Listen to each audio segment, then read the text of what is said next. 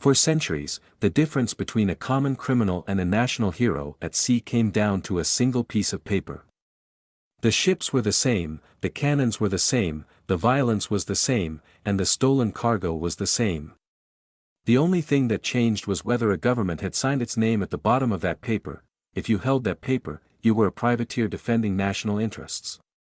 If you didn't, you were a pirate destined for the gallows. History remembers one as a patriot and the other as a thief.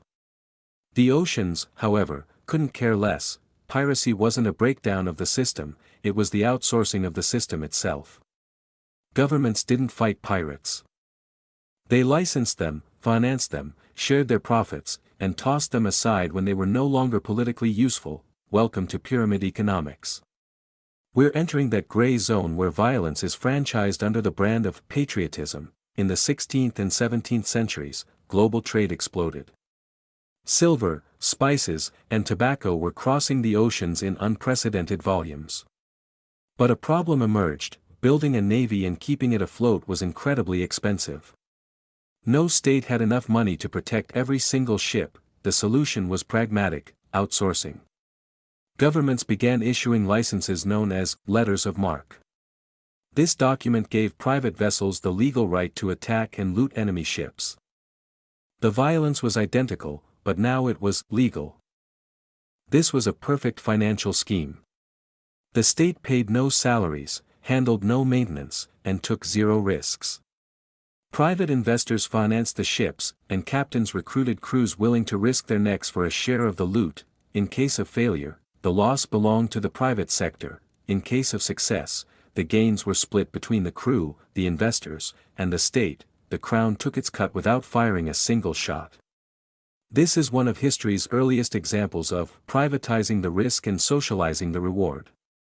Sir Francis Drake is celebrated as a hero in England because he looted Spanish galleons and brought back massive fortunes to the Queen.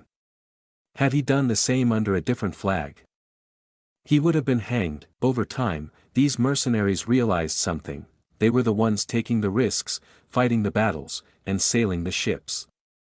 The state provided nothing but a piece of paper, an authorization that could be revoked at any moment. As soon as a peace treaty was signed, the patriot of yesterday became the criminal of today. Some crews started asking the dangerous question: why are we sharing the profit? Why give a cut to kings who had never stepped foot on a deck? The state had taught them exactly how the business worked. Now, they decided to cut out the middleman. This is how true piracy became a mass movement. It wasn't an ideology, it was a rational business decision.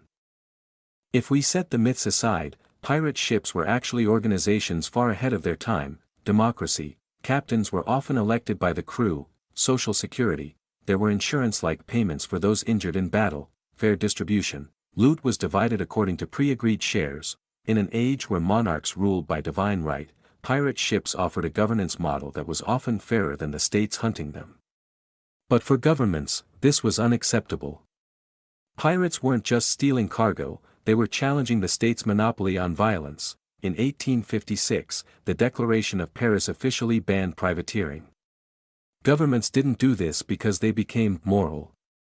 They did it because they had finally grown strong enough to build their own professional navies. They no longer wanted to share their monopoly on violence with anyone else, but the logic never died, it only changed shape. Look at today's world: private military contractors. They do the work in places where official state armies don't want to be seen. Megacorporations, they exploit resources in other countries with state backing, but the state takes no responsibility when things go wrong because they are private entities. Financial institutions, they take massive risks. When they profit, the money is theirs. When they fail, the bill is handed to the taxpayers, the public. The most successful criminals in history never broke the system, they worked for the system. The difference between legitimacy and crime has never been about morality, it has always been about authorization. Piracy teaches us this: order is often built upon a carefully managed disorder.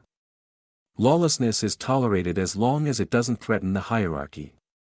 Morality is usually a coat of paint applied only after the balance sheets are settled. Today, the seas are quieter and the sails are gone, but the business model is thriving. Outsource the risk, capture the upside, deny responsibility.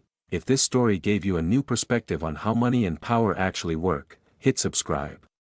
History doesn't just tell us about the past, it explains the present.